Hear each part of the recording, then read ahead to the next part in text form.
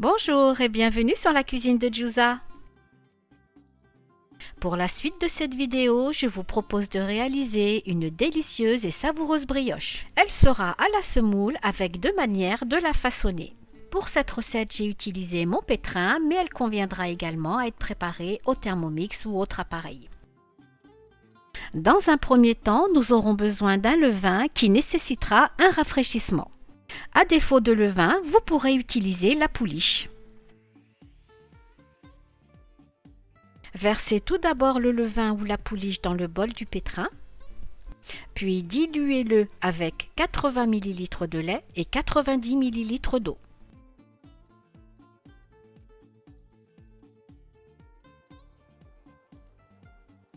Ajoutez ensuite 10 g de levure fraîche ou 3 g de levure sèche,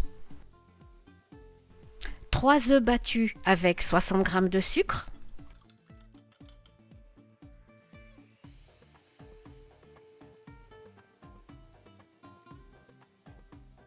les arômes, c'est au choix. Ici, j'ai mis une cuillère à soupe d'extrait de vanille et 10 ml d'eau de fleur d'oranger.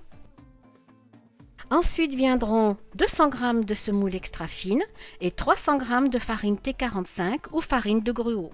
La recette fonctionne également qu'avec de la farine. Avec le crochet, démarrez le rassemblage de la pâte à vitesse lente. Lorsque la pâte est formée, on peut à présent rajouter les 11 g de sel.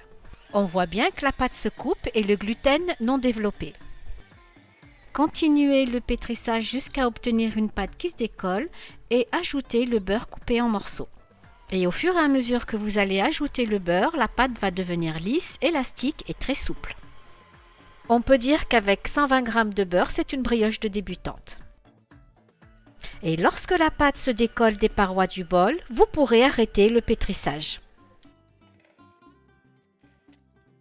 On a un beau réseau glutineux de formé, donc on peut passer à l'étape suivante. Avec la corne, on va bouler la pâte et on va la mettre à pointer pour 2 heures.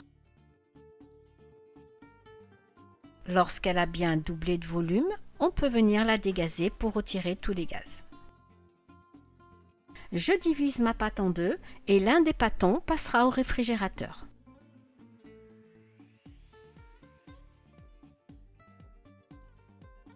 Et avec la pâte restante, vous allez façonner soit 8 pâtons de 75 g ou 10 pâtons de 65 g. Vous les disposez ensuite dans un moule à cake ou moule à brioche et laissez reposer 1 heure que la brioche double de volume. Ensuite, la dorez d'un mélange de jaune d'œuf battu et d'eau. Vous pourriez également la parsemer de sucre perlé et l'enfourner dans le four préchauffé à 175 degrés Celsius pour 30 ou 35 minutes. Une fois cuite, retirez-la du moule et laissez-la refroidir sur une grille. On revient sur notre pâte laissée au frais. Elle sera dégazée et transférée sur le plan de travail fariné. Divisez-la ensuite en 3 pâtons que l'on va rouler en boudin pour confectionner la tresse. Et vu que la pâte est froide, cela sera plus facile. Ne serrez pas trop chaque boudin de la tresse pour lui permettre de bien se développer. Pour empêcher la brioche de trop s'étaler, je la délimite avec un cadre déposé autour. Après l'avoir laissé reposer 1 heure, la badigeonner avec du jaune d'œuf battu avec un peu d'eau ou de lait et l'enfourner au four à 175 degrés pour 30 à 35 minutes. Pour la brioche au chocolat, c'est exactement le même procédé. Garnir chaque pâton de pépites de chocolat avant de rouler les boudins. Pour la quantité, c'est vous qui déciderez du niveau de la gourmandise. J'espère que cette recette, vous allez la tester et que vous allez l'apprécier. Elle sera parfaite pour le petit déjeuner ou alors pour le goûter. La vidéo est terminée et j'espère qu'elle vous a plu. Et n'hésitez pas à liker et partager. Merci pour vos visites et tous vos commentaires.